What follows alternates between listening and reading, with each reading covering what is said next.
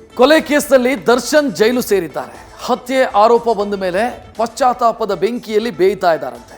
ಈ ಮಧ್ಯೆ D compromise ಅನ್ನೋ ಕಹಾನಿ ಹರಿದಾಡ್ತಾ ಇದೆ.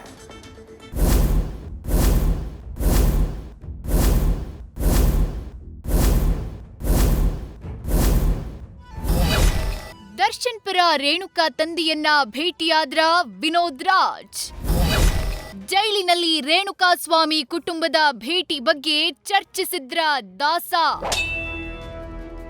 ಕೊಲೆ ಎಂಬ ಪಾಪವನ್ನ ಹೊತ್ತು ದರ್ಶನ್ ಪರಪ್ಪನ ಅಗ್ರಹಾರದ ವಾಸಿಯಾಗಿದ್ದಾರೆ. ಇದೀಗ ಕತ್ತಲೆ ಕೋಣೆಯಲ್ಲಿ ಕೂತು ಮಾಡಿದ ತಪ್ಪಿಗೆ ಮಮ್ಮಲ ಮರುಗುತ್ತಿದ್ದಾರೆ. ಈ ಮಧ್ಯೆ ದರ್ಶನ್ರನ್ನ ಭೇಟಿ ಮಾಡೋಕೆ ತೆರಳಿದ್ದ ವಿನೋದ್ ರಾಜ್ಗೆ ದರ್ಶನ್ ಕಾಂಪ್ರಮೈಸ್ ಕೆಲಸವನ್ನ ವಹಿಸಿದ್ರ ಎಂಬ ಚರ್ಚೆ ಶುರುವಾಗಿದೆ. ಈ ಹಿನ್ನೆಲೆ ನಿನ್ನೆ ಚಿತ್ರದುರ್ಗದಲ್ಲಿರೋ ರೇಣುಕಾ ಸ್ವಾಮಿ ನಿವಾಸಕ್ಕೆ ವಿನೋದ್ ರಾಜ್ ಭೇಟಿ ನೀಡಿದ್ರ. ಅವರ ಕುಟುಂಬಕ್ಕೆ 1 ಲಕ್ಷ ರೂಪಾಯಿ ಚೆಕ್ ವಿತರಿಸಿ ಬಂದ್ರ ಎಂಬ ಮಾತು ಕೇಳಿ ಬಂದಿದೆ. ಈ ಮಧ್ಯೆ ಜೈಲಲ್ಲಿ ವಿನೋದ್ ರಾಜ್ ದರ್ಶನ್ ನಡುವಿನ ಮಾತುಕತೆ ರಿವೀಲ್ ಆಗಿದೆ. ಯಾಕೆ ಹೀಗ್ ಮಾಡ್ಕೊಂಡೆ? ವಿಧಿಯಣ್ಣ, ಏನೋ ಆಗೋಯ್ತು. ಹೇಗೆ ಕಾಲ ಕಳೀತಿದ್ದೀಯಾ ಜೈಲಲ್ಲಿ? ಬೆಳಗ್ಗೆ ಸಾಯಂಕಾಲ ಧ್ಯಾನ, ಫ್ರೀ ಎಕ್ಸಸೈಸ್, ಪೇಪರು, ಬುಕ್ ಓದ್ಕೊಂಡು ಕಾಲ ಕಳೀತಾ ಇದ್ದೀನಿ. ಇಷ್ಟೊಂದು ಸಣ್ಣ ಆಗೋಗಿದ್ದೀಯಲ್ಲೋ? ಹ್ಞೂ ಅಣ್ಣ, ಸ್ವಲ್ಪ ಸಣ್ಣ ಆಗಿದ್ದೀನಿ. ಊಟ ಸೇರ್ತಿಲ್ವಾ? ಬೆಳಿಗ್ಗೆ ಸಂಜೆ ಸ್ವಲ್ಪ ತಿಂತಾ ಇದ್ದೀನಣ್ಣ. ಮನೆ ಊಟ ಅಲ್ವಲ್ಲ, ಸ್ವಲ್ಪ ಅಡ್ಜಸ್ಟ್ ಆಗ್ತಿಲ್ಲ. ಒಮ್ಮೆ ರೇಣುಕಾಸ್ವಾಮಿ ಕುಟುಂಬಸ್ಥರನ್ನ ಭೇಟಿಯಾಗಿ ಬರ್ತೀನಿ.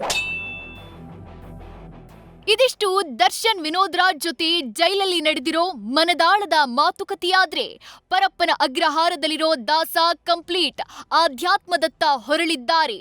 ಜೊತೆಗೆ ದರ್ಶನ್ಗೆ ಚಾಪಿಯೇ ಹಾಸಿಗೆ, ಕಂಬಳಿಯೇ ಹೊದಿಕೆ, ಪುಸ್ತಕಗಳೇ ಜೈಲು ದೀಪವಾಗಿವೆ. ಜೈಲಿನಲ್ಲಿರೋ ದರ್ಶನ್ ಬೆಳಗ್ಗೆ 6 ಗಂಟೆಯಿಂದ 7 ಗಂಟೆಯ ತನಕ ವಾಕಿಂಗ್ ಮಾಡ್ತಾರಂತೆ. ಬಳಿಕ ತಿಂಡಿ ಮುಗಿಸಿ ಆಧ್ಯಾತ್ಮದ ಪುಸ್ತಕಗಳನ್ನ ಓದುತ್ತಿದ್ದಾರಂತೆ. ಜೈಲಿನಲ್ಲಿ ಲೈಬ್ರರಿಯಿಂದ ಪುಸ್ತಕಗಳನ್ನ ಪಡೆದಿದ್ದು ಬಹುತೇಕ ಆಧ್ಯಾತ್ಮದ ಪುಸ್ತಕಗಳನ್ನೇ ಓದ್ತಿದ್ದಾರೆ ಅಂತ ತಿಳಿದು ಬಂದಿದೆ. ಸ್ವಾಮಿ ವಿವೇಕಾನಂದ, ರಾಮಕೃಷ್ಣ ಪರಮಹಂಸ, ಭಗವದ್ಗೀತೆ ಸೇರಿ ಒಟ್ಟು 16 ಪುಸ್ತಕಗಳನ್ನ ಲೈಬ್ರರಿಯಿಂದ ಪಡೆದು ಆಧ್ಯಾತ್ಮದ ಅಧ್ಯಯನ ಮಾಡ್ತಿದ್ದಾರಂತೆ. ಪ್ರತಿದಿನ ಬೆಳಗ್ಗೆ ಮತ್ತು ಸಂಜೆ ಅರ್ಧ ಗಂಟೆ ದರ್ಶನ್ ಧ್ಯಾನ ಮಾಡ್ತಿದ್ದಾರೆ ಎಂಬ ಮಾಹಿತಿ ಲಭ್ಯವಾಗಿದೆ. ಒಟ್ಟಾರೆ ಕೆಟ್ಟ ಮೇಲೆ ಬುದ್ಧಿ ಬಂತು ಅನ್ನೋ ಹಾಗೆ ಕಂಬಿಯ ಹಿಂದೆ ಸೇರಿದ ಮೇಲೆ ದಾಸನ ದಿವ್ಯ ದೃಷ್ಟಿ ಓಪನ್ ಆದಂತಿದೆ. ಹಾಗಂತ ಕೊಲೆ ಆರೋಪ ಸಾಬೀತಾದ್ರೆ ಶಿಕ್ಷೆ ಅಂತೂ ತಪ್ಪಿದ್ದಲ್ಲ.